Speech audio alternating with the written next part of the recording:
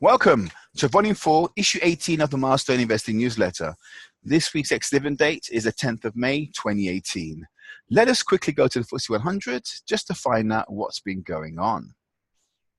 Okay, now let me just put it back to where it was so you can see that I'm mapping these two candlesticks right here is where that lower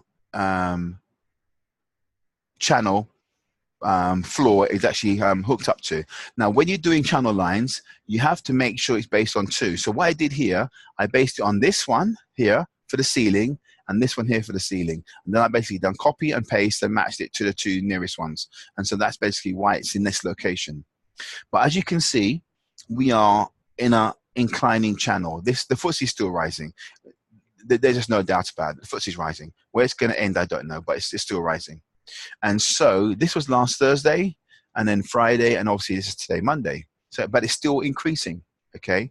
If I was to map it, just to kind of have an idea, if I brought it down here, now this is, I can't stay here because obviously this is imprecise. But what I need to do is to hook it up to two. On the bottom of how you know it's real, it's got to be attached to two candlestick wicks. Okay. One, it can't be just one. So right now I'm hooking it up to this red one. But this one is not close enough. Let me just zoom in so you can see it. It's not close enough to be, kind of is, I suppose. No, but that's not really close enough. So that's not real. Okay, so it's got to be hooked up to two. Now, what's interesting about this, which is really, really weird, especially when you see it in action. I don't mean like me doing it now, but when the market's live, what is really weird is that you will notice that the market will obey these channel lines like it's real. And I think what's going on is that the algorithm, i.e. the computer program that is in place to control the movement of shares being bought and sold, they are actually following a pattern. And that pattern is a channel. It follows a channel. And then when that channel runs out, then they'll go into another channel. And it just creates patterns, but the patterns last for a period of time. It might last a week, it might last a few days, it might last months. But there is a pattern.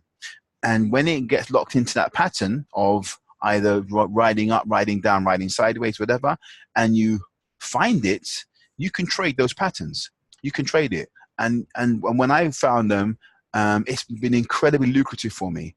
I mean, I did some ridiculously good results at the time. Anyway, let's go back to this. I'm putting it here just so I can see what's going on. And so if I put the bottom of the candlestick here, I'm sorry, the bottom of the floor, sorry, of the channel here, you can see that we're clearly inside this channel. And we've been in the channel practically the whole time.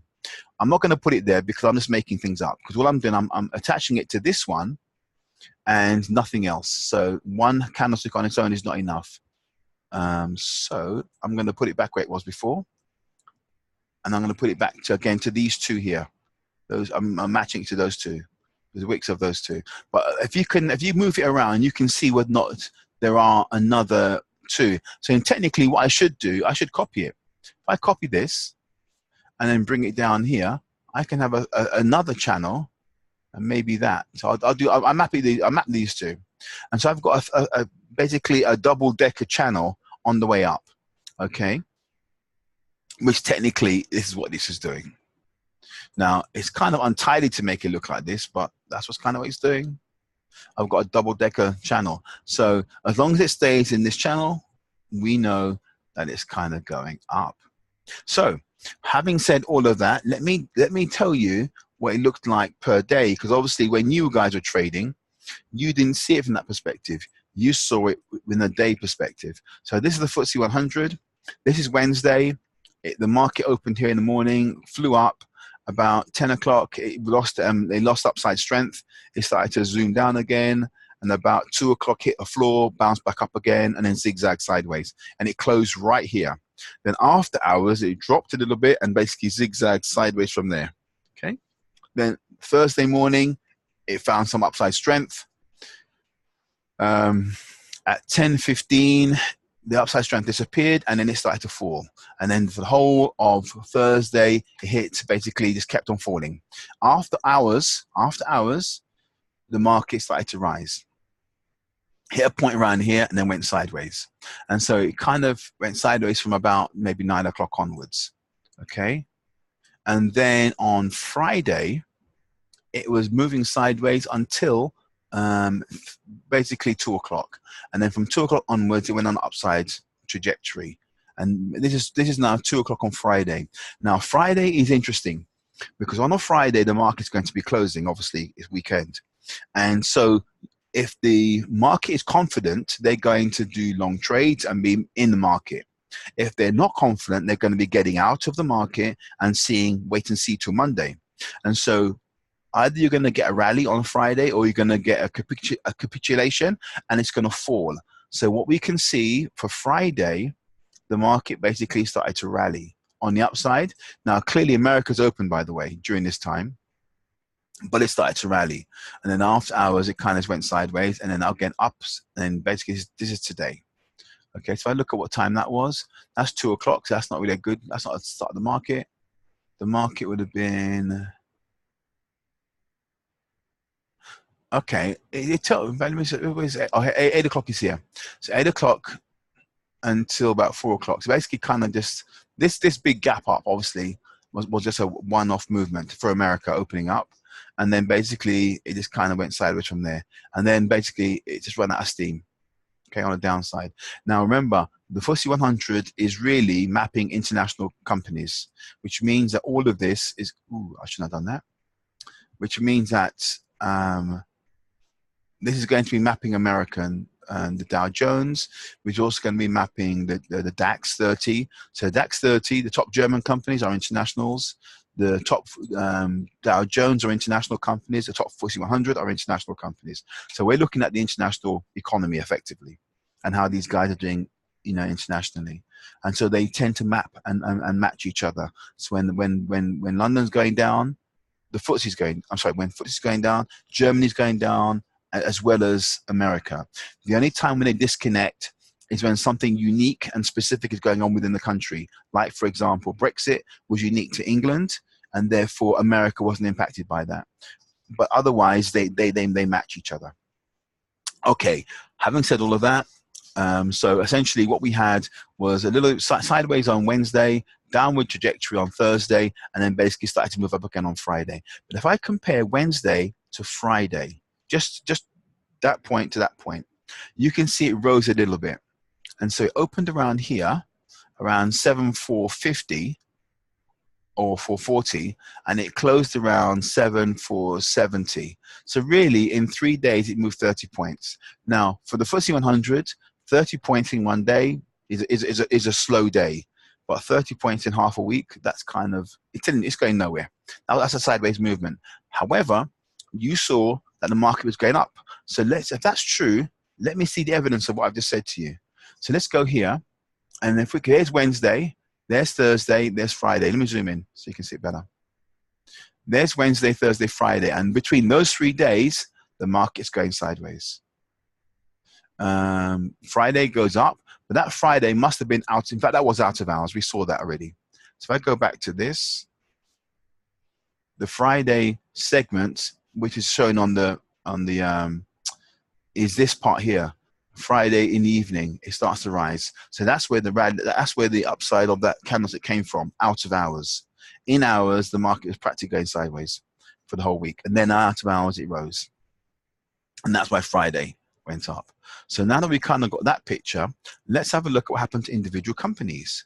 I believe our first contender, let me just get rid of these two. Our first contender was a company called Mondi.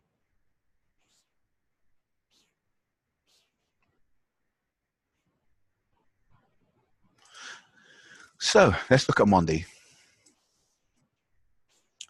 And I want you to just pay attention to the pattern now, because now that it's all familiar to you, you now know what to expect. Green is the highest point on Wednesday. Red is the lowest point on Wednesday.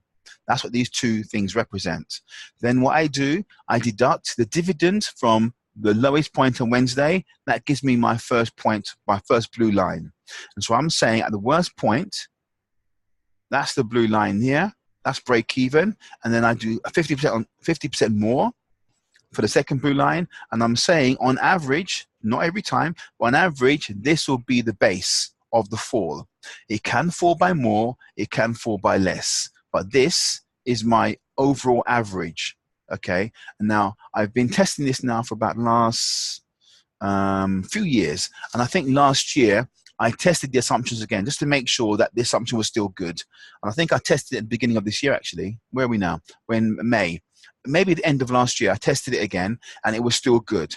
And so I might test it again in 6 months, or I like to test it every year. So I'll test it maybe in a few months' time to see if it's okay, just make sure that this is still appropriate. Otherwise, I might adjust my parameters. But for now, I'm going to run with this model. And I've been running with it for quite a while, actually. So, you know, it's got to drastically change for me to change my mind on it.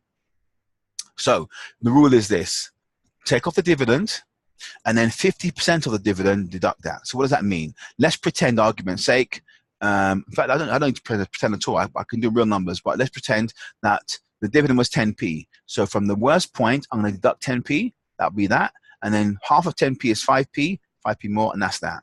That's the formula for deducting this. The dividend is this, half the dividend is this, and that's it.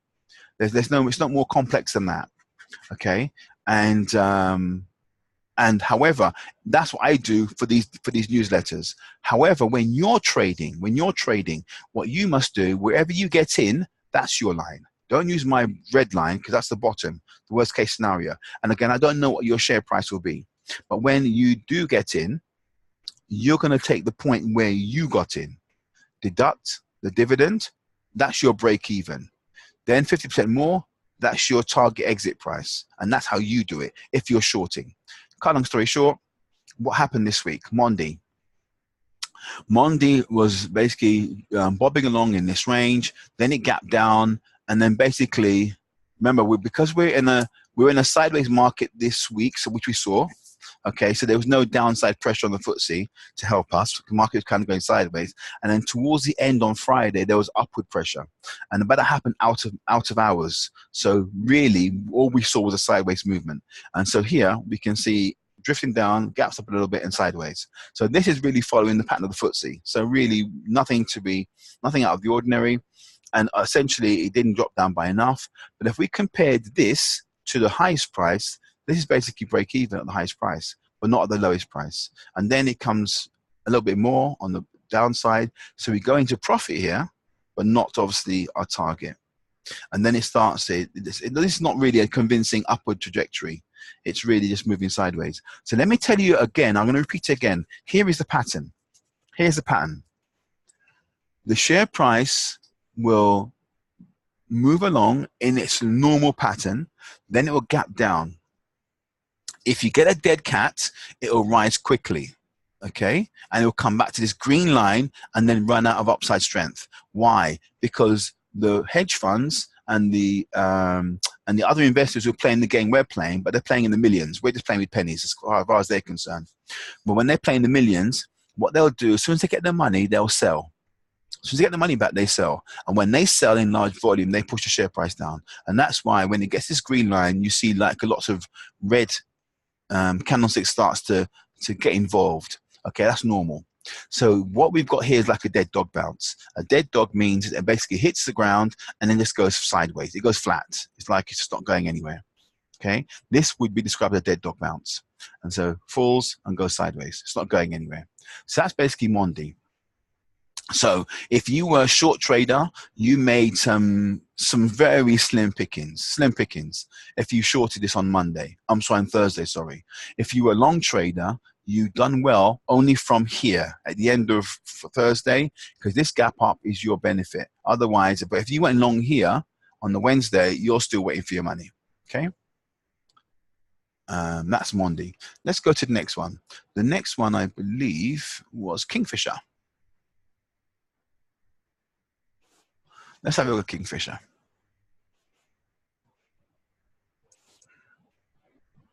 Okay, again, similar pattern, bouncing around in this range, but this was a massive candlestick right in the middle here, right in the beginning, sorry, and then it kind of settled down. So this basically tells me a lot of people were shorting straight away on first thing in the morning. They shorted it and created this massive volatility, and then it settled down. And then you had the gap down, which we expected, and then it kind of just, it didn't fall enough. That's what I'm going to say. Now, part of the reason why this was problematic on the downside for short traders was because of this first candlestick. So what I'm going to share with you now, if the Wednesday is very, very volatile relative to the dividend, that's a key thing. If you're paying a 10p dividend and this moves by 50p, which is 5 times the dividend, then this is going to kind of get messed up a little bit. The dividend form get messed up because of this massive movement here.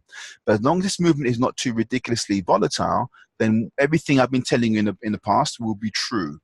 If we got a massive volatility on the Wednesday, then it can sometimes make the fall not be enough because it's basing it from a higher point. Okay, so that's the only thing you got to watch out for. When the Wednesday is hugely volatile relative to the dividend payment, then you might have it not falling by enough. Okay, and we can see that here basically. Anyway, 4 gaps down, and then basically it kind of finds a settling point around here. It doesn't fall enough to the break-even point at the worst price. At the best price, clearly you're in the money, but not in the worst price. And then it then starts to move upwards, but in a sideways pattern. And then it loses some strength at the end of the market on Friday.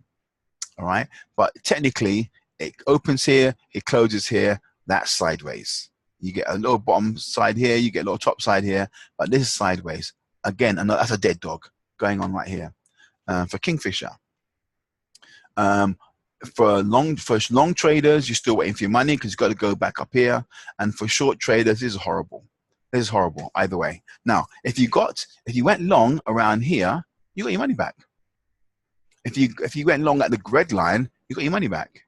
Okay, but if you went long up here somewhere, or here, you haven't got your money back yet. All right, the next one was G4S. G4S. Let's have a look at G4S now. Again, Wednesday is kind of bobbing around in this range, okay, and then it gaps down. And then again, it doesn't fall by enough. It doesn't fall by enough. And then it starts to move upwards on the Thursday and then kind of going sideways. If you compare where it opened to where it, so basically opened here, and Friday it closes slightly above. So it kind of just, I wouldn't call that sideways. I'd call that a slight upward movement. But on Friday, it's going sideways. So certainly from here. And what's interesting, this is hugging the red line. Now it does that sometimes, but the main one it should really be hugging is this blue line. That's where it should go to. But again, like I said, if the volatility on the Wednesday is relatively large compared to the dividend, then you'll find this situation where it doesn't fall by enough. So that's one thing I want you to pay attention to. Whenever Wednesday is highly volatile, and you'll know by Wednesday evening, by the way, you'll know. If it's very volatile, just be aware that Wednesday and Thursday, especially when the FTSE is flat, Wednesday, Thursday may not behave itself. If the market's either going up strongly or going down strongly in the FTSE, then this might be reflected in that. But when it's sideways and it's volatile on Wednesday, just be aware. You might not get enough for a fall. But let's go back to this. For short traders, not very helpful. For long traders, not helpful. So this one is kind of a waste of time for us doing the dividend fishing strategy. Let's go to London Stock Exchange. Now, we wouldn't have done this, but I'm just doing it for completeness so you can see the patterns. So we get some additional education here.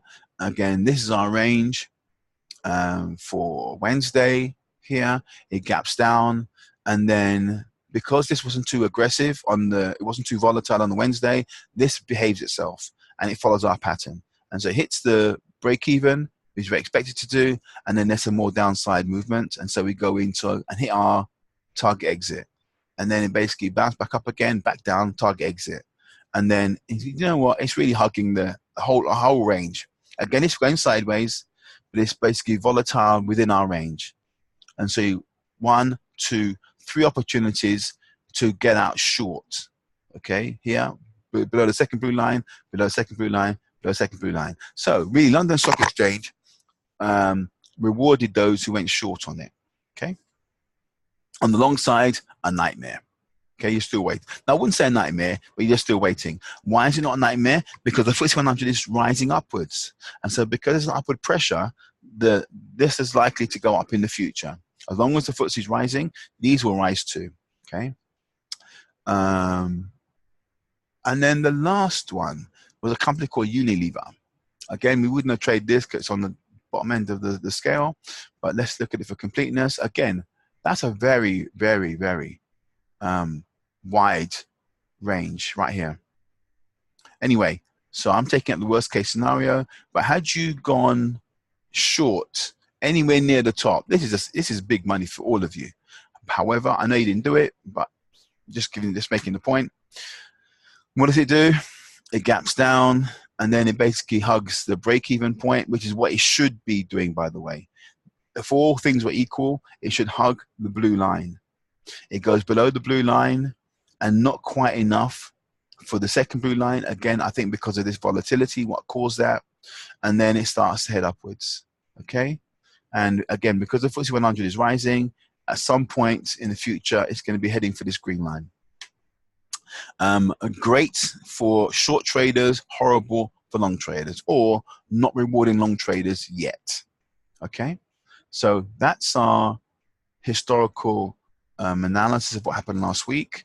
And so we can see that this really, even though, it's interesting actually, even though the market was going sideways on the whole, we saw that the short traders were rewarded, and more than the long traders. The long traders still got to wait around.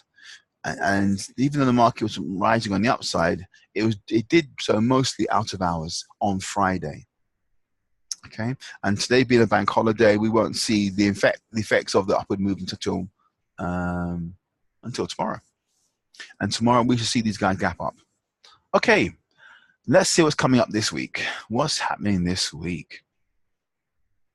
We have 7 companies. You got 8. That's not true. Start again. 7 on the list, 6 companies, because Royal Dutch Shell is one company split into 2 shares. So this is the same company. Okay, Royal Dutch Shell A, Royal Dutch Shell B shares. So we've got 7 companies, but these 2 are traded separately. So I normally trade these ones, funny enough. Shell B, historically they kind of do better, but having said that, not this week. This week, this one's giving you the better dividend. But okay, but let's have a look at what we got. We've got Centrica, 72%. We've got Admiral, 29%, and there's a bunch here at 17%, and then Sage at 11%. Let me not say a bunch. Let me just tell you what they are. Centrica, 72%. Admiral, 29%. Royal Dutch Shell A, 17.7%. BP, British Petroleum, 17.4%. Glaxo, 17.2%. Royal Dutch Shell B, 17.2%. And Sage, our counting guys, 11.6%. So, 2 clearly above our trade, hits our meet our criteria. So what I'm now going to do is I'm going to focus on the top 2. Okay, if for example these 2 wasn't here, would I look at 18%? Because that's what this one represents. I might just say, you know what, why not? But because I've got 72% on the table, I'm not even going to bother with this one. So let's go to let's look at Centrica. Who are Centrica? Now, Centrica is a utility company. PLC, Centrica PLC is an energy and services company. The company's segments include energy supply and services, UK and Ireland, energy supply and services, North America, connected home, distributed energy and power, energy marketing and trading, exploration and production, central power generation and central storage. The energy supply and services UK and Ireland segment includes UK home, UK businesses, and Ireland. The energy supply and services North America segment includes NA home and NA business. The company is engaged in the supply of gas and electricity to residential customers in the UK and the installation, repair, and maintenance of domestic central heating, plumbing, and drain gas appliances and kitchen appliances, including the provision of fixed fee maintenance stroke breakdown service and insurance contracts in the UK. The company is engaged in the supply of gas and electricity and the provision of energy-related services to business customers in the UK. All of that is basically telling us that they basically supply gas. That's their main one. But also, I believe they also do electricity as well. So that's the energy area. Okay, let me tell you how we traded this one. Oh, before I go into that, Ian Connors is a CEO, and Jeff Bell is a CFO. They have 5.6 billion shares in operation. They are number 53 in the FTSE 100 league table with a value of 8.6 billion. Okay.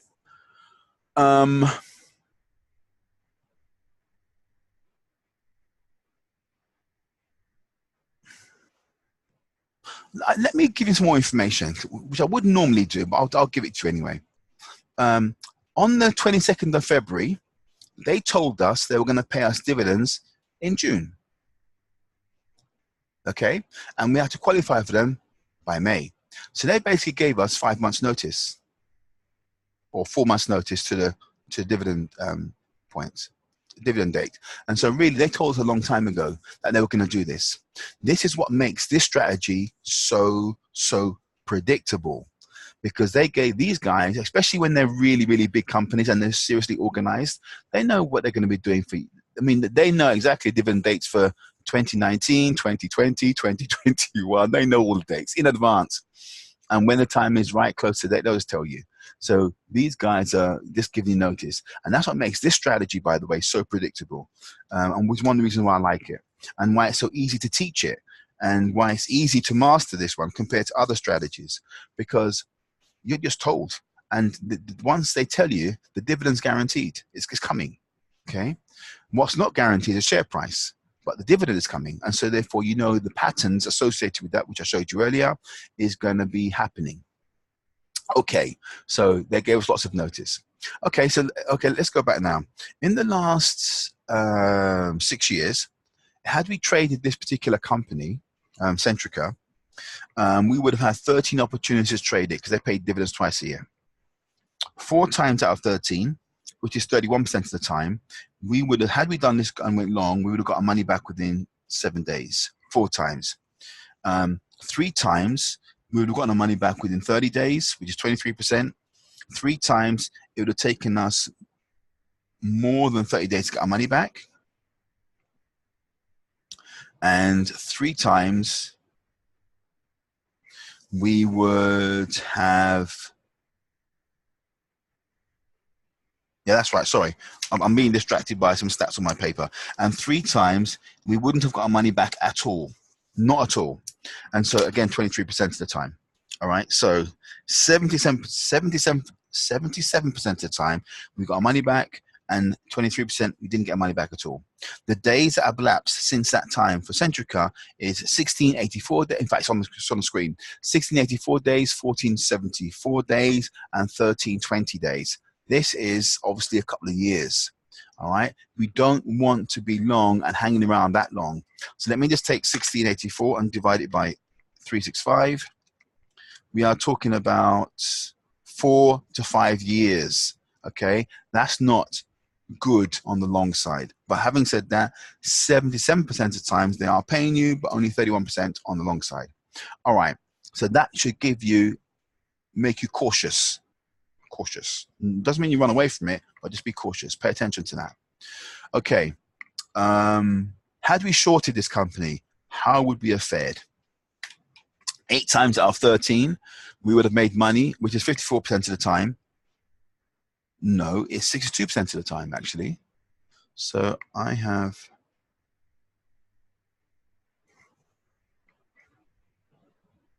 I've got some wrong data there, so I have to change that.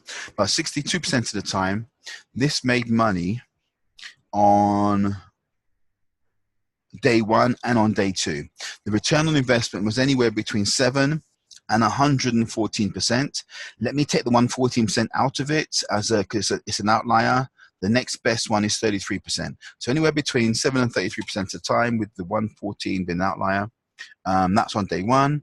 And on day 2, anywhere between 2 and 109, but take 109 out, and we've got 36% on the upside. And so anywhere between that range on day 2. And that's 62% of the time we made money on this one for Centrica. Apologies for the typo here, but I will fix that before it goes on the website. Centrica's fundamentals. What's going on for these guys?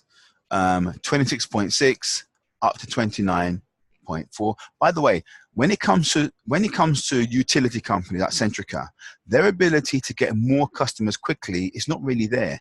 They just have customers, and customers very rarely leave them, and they very rarely get new ones easily. So their turnover tends to be pretty flat. Okay, they're not really a massive growth company. So when we look at the numbers, this is not ridiculous for them.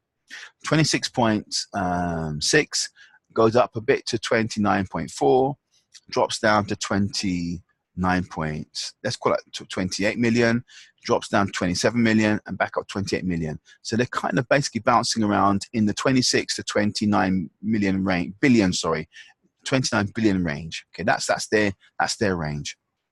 When it comes to profits, which is the key thing for us, 1.6 billion turnover on profit, then it drops down massively to 1.4 billion loss. Now I want you to pay attention to this for a second.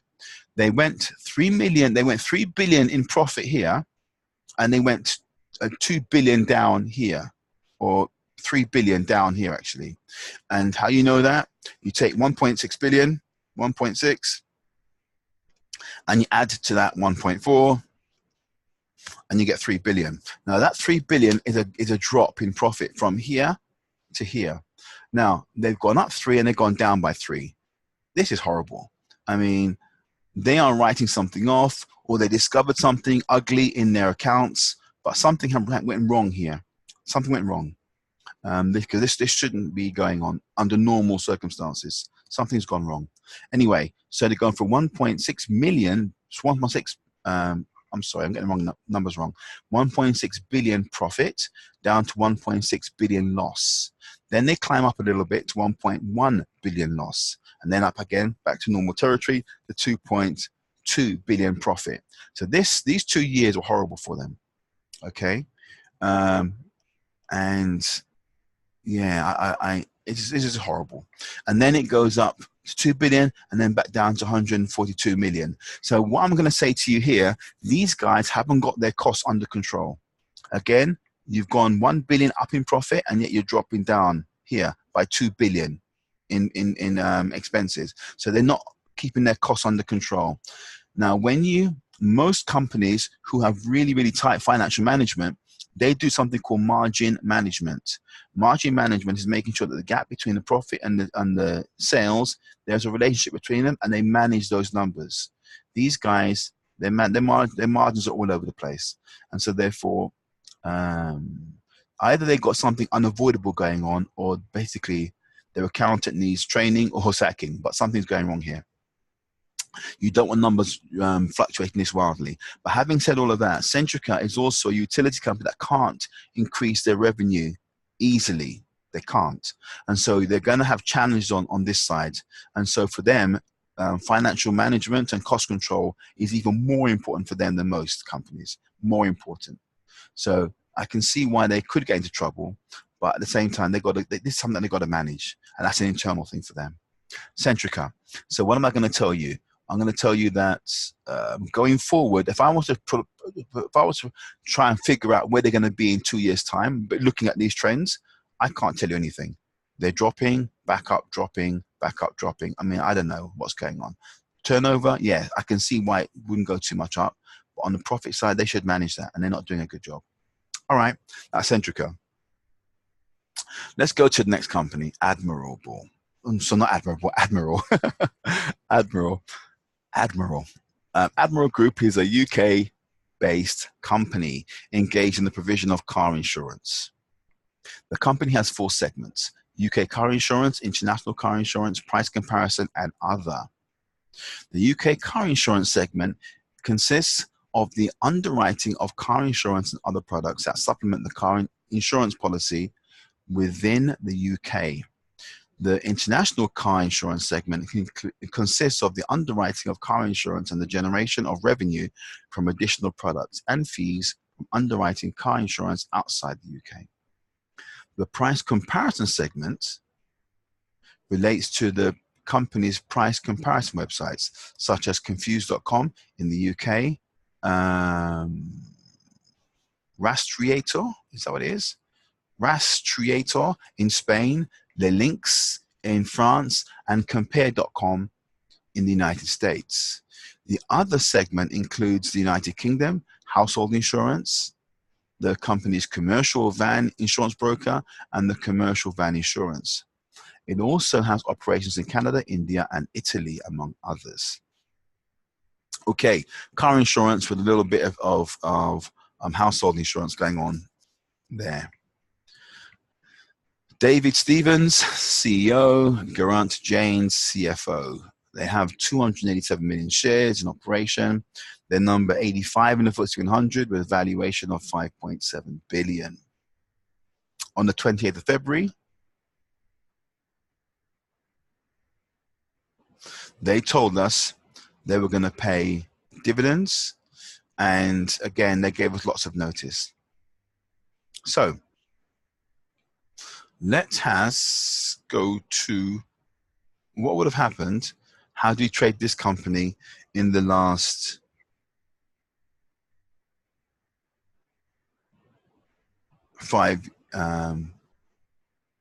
6 years? Now, I really apologize for this because I can see where the mistake is. The details for Centrica is actually here, and the details for Admiral is on the other one. So that's a horrible typo going on there, and I have to apologize for that. But anyway, so I'm going to read from my sheet, so ignore what's on the screen. Admiral.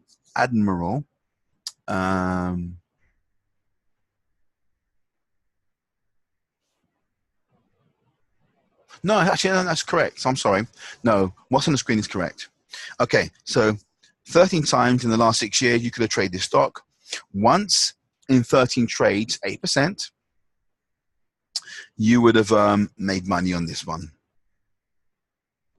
and got your money back within a week had you gone long.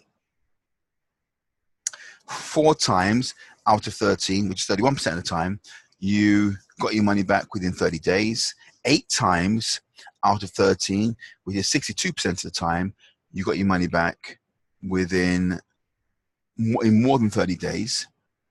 And there were no times at all in the last 6 years we didn't get your money back at all. Okay.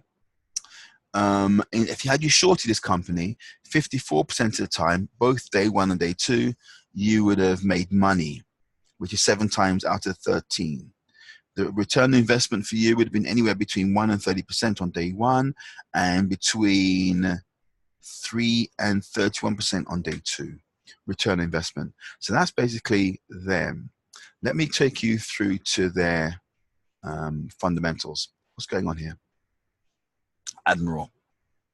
Where we got 1.1 billion turnover 2013, 1 billion, 1.1, 1.1, 1.3, 1.7. Okay. They were flat for the first 3 years here, and then it started to climb. Okay. Their business started to climb in terms of turnover. They started to make more money.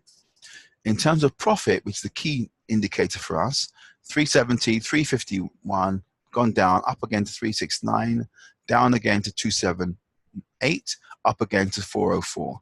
They are zigzagging. So down, up, down, up. They're zigzagging in their profits. Again, they're not, and when we look at the turnover is from here climbing and climbing, and yet they are falling and then rising. This one makes sense, this one doesn't. Again, something's going wrong here in this particular year, and those are flat, and you can say that is flat as well. So that all of it makes sense apart from this one. So 2016, they had some issues that they basically either trying to handle and flush out the system, or they took their after ball.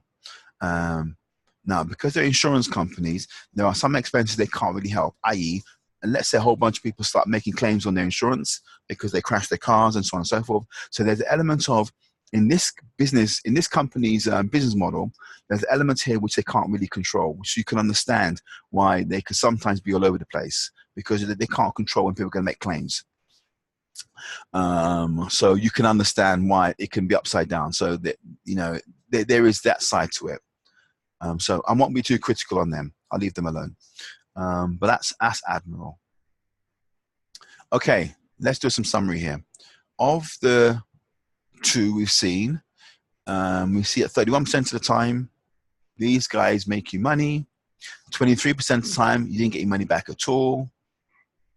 And 62% of the time, this basically made you money going short. Admiral, 8% of the time, you got your money back within 1 week. 0% of the time, you didn't get your money back at all. So this one obviously always gave back your money on the long side. And then 54% of the time, made money going short. I've obviously highlighted that one because more times they're doing that. But essentially, the numbers speak for itself. You can't go along with Admiral. It's just not, it would be horrible. And 31% of the time, I would say also, as just a sorry track record of rewarding on the long side. And so I'm going to suggest to you, do not be looking to go long on the Wednesday. Don't do it, because this will take you all day to get your money back. And so you can, there's a couple of things you can do. You can either short it, but this is not brilliant for shorting. I mean, 54% is that's a 50-50, and then 62% kind of edging in your favor. Remember, flip of the coin is 50-50, so that's a gamble. 50-50 right, there's a gamble. Anything above 50 is in your favor, so that's a toss of a coin. This one here, this one's more in your favor. So what one could do here, if one wanted to give yourself an edge, you could. Let me think this one through. So here's what you want to do. No, I can't say what you should do. Here's some ideas. Some ideas would be, you could trade this on the Thursday. Trade it on Thursday. And trade it down. Just trade it down on Thursday. Or you can trade down on Wednesday. If I was going to trade one of these on Wednesday, I might go for Centrica on the Wednesday, and either one of them on Thursday. But then you got to watch it, because you can't just leave it alone. But then also, I wouldn't care about Admiral so much. I know it's not going to bounce back on me. So this is more likely to be a dead dog. This one's going to be a dead dog here. So I'm in no danger of this bouncing back on me and recovering on the upside, not based on track record. So that's a dead dog straight away, I can see. So I could just short this and leave it, and then just hope the market kind of just, softens a little bit on the upside. But if the market keeps on traveling upwards like we saw before, then that's kind of going to be a bit awkward. And so you've got this downward pressure and the upward pressure, and they may just neutralize each other, and it might just go sideways.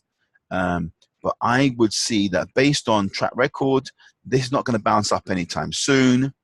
And this one might bounce up maybe faster than this. But again, they're both snails on the upside.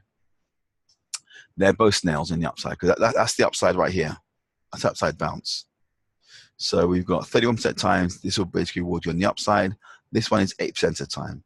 So I would say if I was going to short, the best shorts from a track record point of view is Admiral, from a shorting point of view. And if you wanted to go upwards, the best track record for going upwards is Centrica, right here.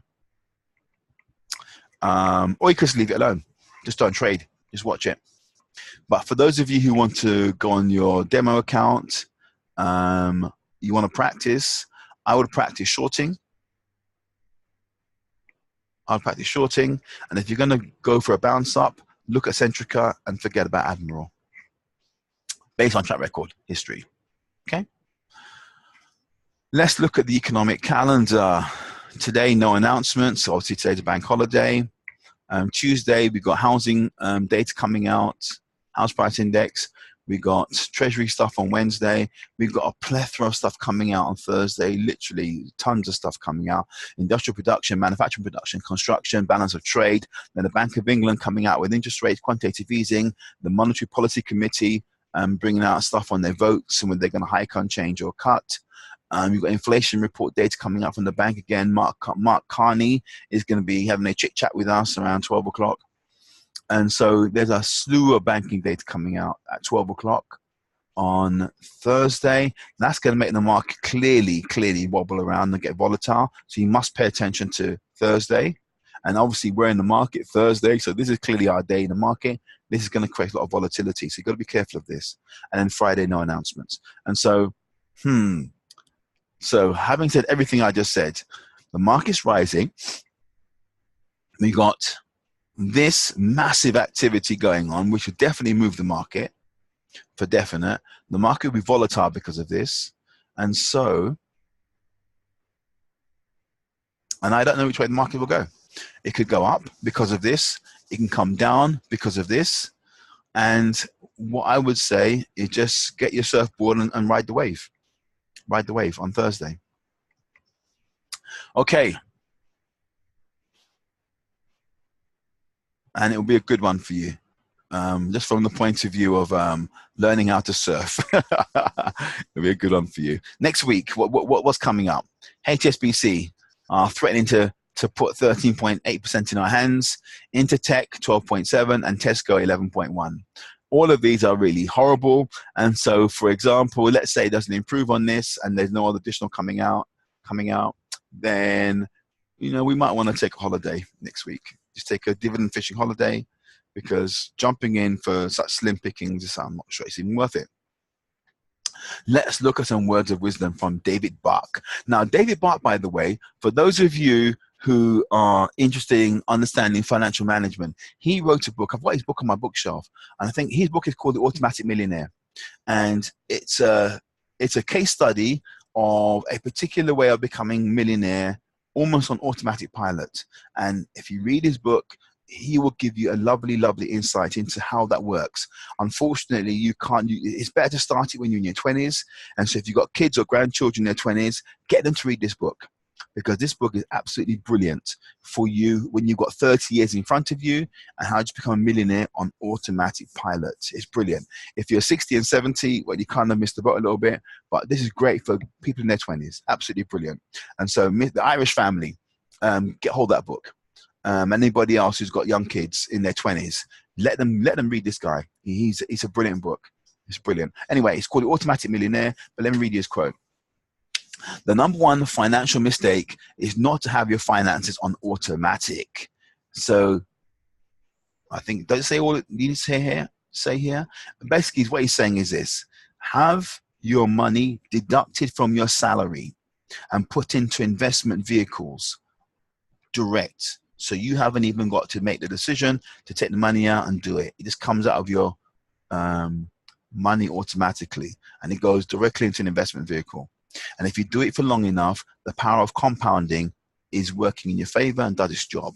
And I won't tell you about the story in the book, because obviously for those of you who want to read it, I don't want to spoil the book for you. But I mean, it's a good read. And if you've got kids in your 20s, put the book in front of them, because this will make them have a lot of understanding before they end up getting money and wasting it on a flash Mercedes or a flash, Ferrari or whatever. Okay, let me I'm going to take some Q&A now. So I'm going to open up the microphones. Okay, any questions? Hi, Miles. Hey. Michelle. Hi, Michelle. Yeah. I was just wondering, would it be possible to put on the website of a table where it says exit entry price on going short, and the next table saying return on investment going short? Because I've seen on one of your demonstrations you've got an Excel sheet, and it'd be really good if we can copy it, so that when we're sort of like using our demo account and operating, we can actually plot entry prices and things like that. If you go to your training manual, you will see I've given you, I think on page, I'll tell you what page it's on. I think it was page, oops, sorry about that. I'm stepping on my headphone cable here. Right, let me just grab my training manual. It might be on page 17, if I'm not mistaken. No, it's on page 15. The entry exit calculator is on page 15, and that's for going short. Can you see it? On your... All these this information is what we need. Yeah? So sorry, Michelle, say it again, please. I didn't catch that. Say it again. All the information that you showed on the spreadsheet before, captured on this one page. Yes. Okay. I mean, have a look at it, and if you think it's not user-friendly enough, let me know, and I'll try. But in fact, for all of you, if you think, because everyone learns differently, if you can help me by telling me how I need to tell you so you can make it easy for you. If you can give me insights into that, then I'll make it help. Then I'll accommodate that, because I do want you to learn this easily. And so if I've got to say it in a different way or do it differently, I'm up for that, and I'll do that for you. Miles, you did actually do a video on that already, because that's what I've copied from and put it into a spreadsheet. And so every time I do my trade, I just change the figures. So you have got it on one of your videos. I have. Okay, lovely. So you just need to find it. Okay, I will put that back in circulation on WhatsApp. And so, in fact, Carol, Yeah. do you know where that video is on your? I tell you, in fact, don't worry. No. I mean, I'm not in Luton at the moment, but when I get there, I've got it on a spreadsheet on my other computer. I can send it to people if they want. No, I didn't mean the spreadsheet. I meant the video. The video? No, I haven't got I don't know where the video is. I can't remember. I think it was really early on when we started. Okay. I will find it and I will put it back into the WhatsApp link so you can see it again. But also, here's the thing as well. There were many things I said to you on day one which kind of went over your head, I think, maybe. But because you've now got a month of experience watching what I'm saying, then you can go back to it with a bit of, oh, that's what he was saying back then. Do you know what I mean? So it might be useful to just look at those things again and listen to it, especially like the early videos I gave you of the homework, etc., etc. Just listen to those again, and then you might find that listening to it now will be more informative and insightful than it was when you first heard it. But like I said, if you can also assist me by telling me how you need to hear it to make it simple for you to learn, then I will accommodate that, so I can actually just help others have a different learning style. Because I'm aware that, that different brains learn in different ways. Okay, any other questions? Miles, this is Derek. Hi, Derek. Hi, Miles. Yeah, I've just got a question which is kind of unrelated, but I'm just curious. You see, when you're on the ID account and you click on popular markets, yeah? Yep. You get a series of lists. You've got one which is called bid, offer, change, and I'm just curious, right? In terms of what is the bid and what is the offer? The buy and sell price. Okay, all right, okay. So, all right, okay, all right. Just curious there. Yeah, that's all it is. The bid offer is basically their speak for the buy and sell price. All right, okay. And by the way, it's important that you know the vocabulary so that when you see things like that, it doesn't kind of, huh? Because I tell you what's another thing, actually, it's a barrier to learning, vocabulary. Every profession says, you know what, all our simple stuff, we're going to make it complicated. And they put complex language around to hide the fact that it's so simple. And the stock exchange, unfortunately, is no different. And so they've got a bad vocabulary there. But unfortunately for us, we have to learn the vocabulary. Otherwise, we'll see their stuff and we'll think it's complicated when it really isn't. It's all simple stuff.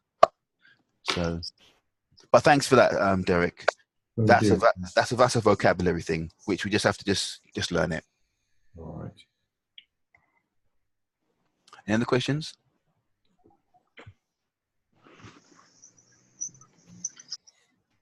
Going once, going twice. Okay, well, if there's no more questions, I want to thank you all. And I'm going to come back in about, say, 5 minutes. So if we can take a 5-minute break.